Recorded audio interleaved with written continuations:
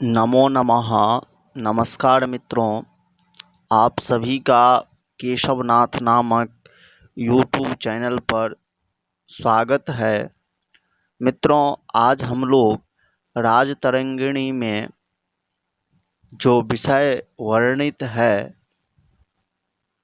उनकी जो विषय संक्षेप है, विषय सार है, कुछ चर्चा करने जा रहे हैं। उसी क्रम में आज यह भाग दूसरा लेकर के आप सभी भाई बंधुओं के समक्ष मैं शिक्षाचार्य केशवनाथ झा प्रस्तुत हूँ। अब चलते हैं मित्रों। राजतरंगिणी में 8 तरंग अर्थात अध्याय है।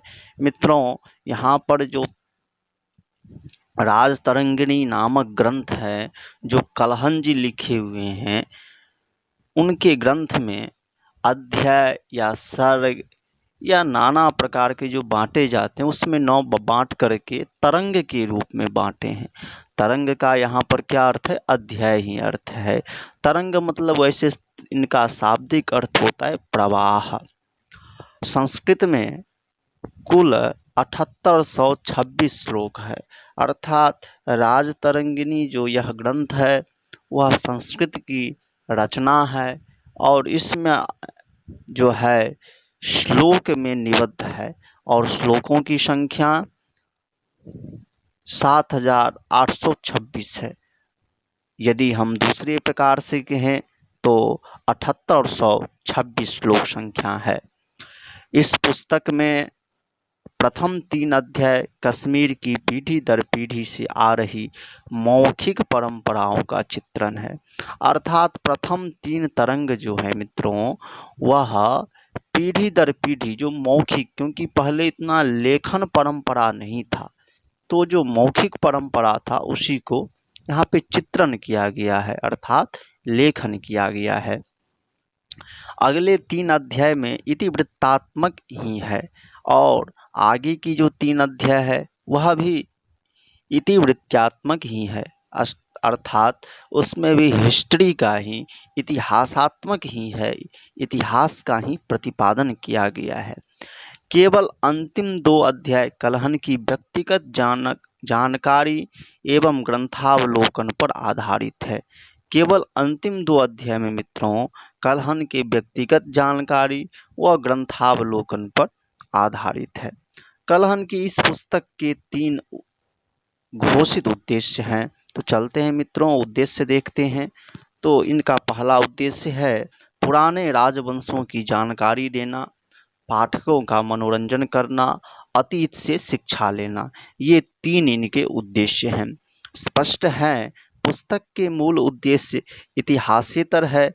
आश्चर्य नहीं, A.L. बैसम की टिप्पणी है कि कलहन राजतरंगिणी में तथ्यों से कम, नैतिकता से अधिक संबंधित है।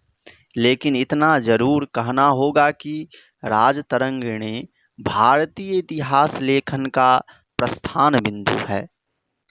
अब राजाओं की सूची, उसके संबंध में सामान्य जानकारी आपको यहाँ पर दिया जा रहा है। राजतरंगिणी में वर्णित कश्मीर के राजाओं की सूची नीचे दी गई है।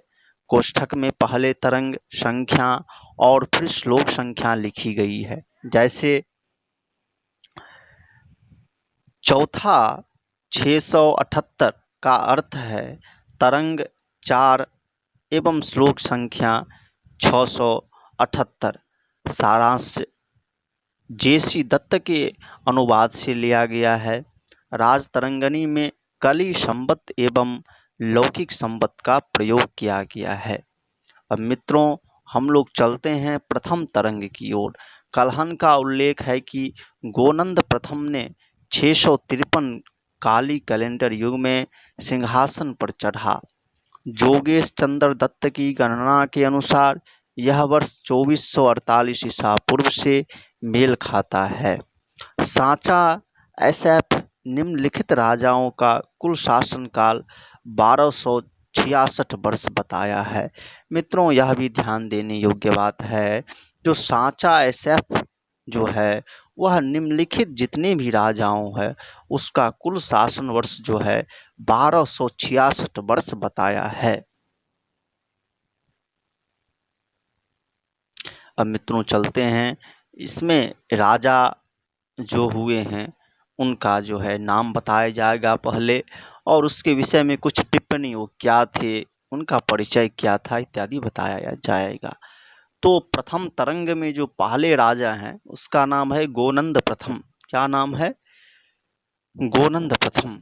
तो इस पे टिप्पणी करते हैं, युधिष्ठिर के समकालीन मगध के शासक जरासंधु के एक रिश्तेदार, वह जरासंध के शत्रु कृष्ण के बड़े भाई बलराम द्वारा मारा गया था। दामोदर प्रथम कृष्ण के दोस्तों के साथ युद्ध में मारे गए। यशोवती यशोवती दामोदर की पत्नी, पति की मृत्यु के समय वह गर्भवती थी। कृष्ण ने उसे सिंहासन पर चढ़ने में मदद की। गोनंद द्वितीय यशोवती और दामोदर के पुत्र रत्नाकर पुराण नामक एक पांडुलिपि में कथित रूप से इन नामों को शामिल किया गया।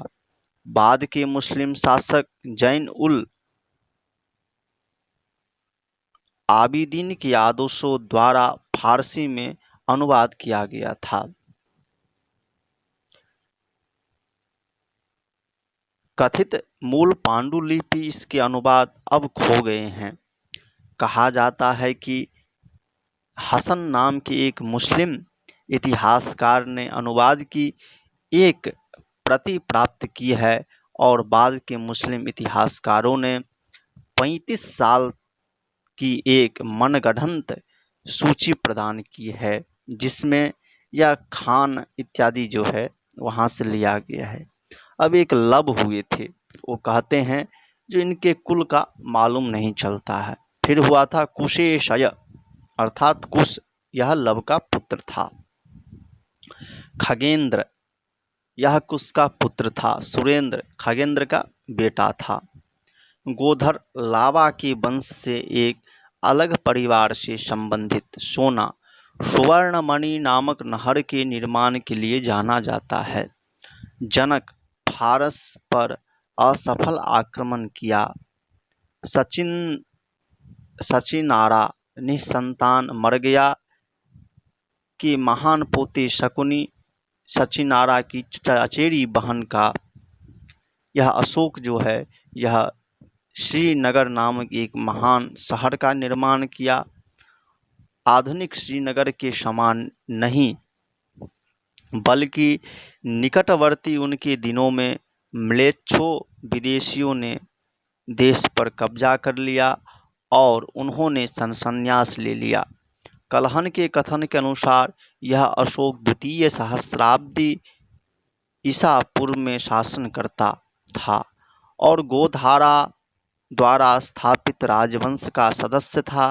कलहन यह भी बताता है कि इस राजा ने जीना के सिद्धांत को अपनाया था, स्तूप और शिव मंदिरों का निर्माण किया और अपने बेटा जालुका को प्राप्त करने के लिए भूतेश शिव का आवाहन किया।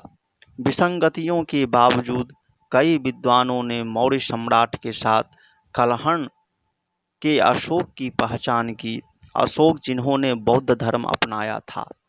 हालांकि जीना एक शब्द है जो आमतौर पर जैन धर्म से जुड़ा हुआ है। कुछ प्राचीन स्रोत इसे बुद्ध को संदर्भित करने के लिए उपयोग करते हैं। एक कट्टर शैव जिसने कई शिव मंदिरों का निर्माण किया, उन्होंने म्लेच्छों अर्थात विदेशियों, संभवतः ग्रीको बैक्ट्रियन से देश को पुनः प्राप्त किया। रोमिला जालोक थापर ने जालुका को मौर्य राजकुमार कुणाल की बराबरी करते हुए तर्क दिया कि जालुका ब्राह्मी लिपि में एक टाइपोग्राफिक त्रुटि के कारण होने वाली एक गलत वर्तनी है।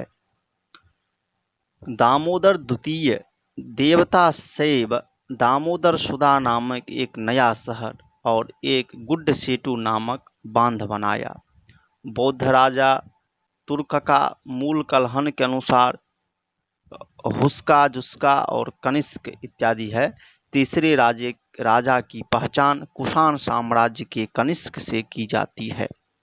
अभिमन्यु प्रथम एक शैव जिसके शासनकाल में बौद्ध भी फले फूले थे। बौद्ध धर्म के बढ़ते प्रभाव के कारण लोगों ने पवित्र पाठ नीला पुराण में निर्धारित शैव मत का पालन करना बंद कर दिया। इसने नागों को नाराज कर दिया, जिन्होंने बौद्धों को बहुत सताया। इस विकार से बचने के लिए राजा सेवानिवृत्त हो गया। चंद्रदेव नाम के एक ब्राह्मण ने शिव की पूजा करके शैव संस्कारों को पुनर्स्थापित किया।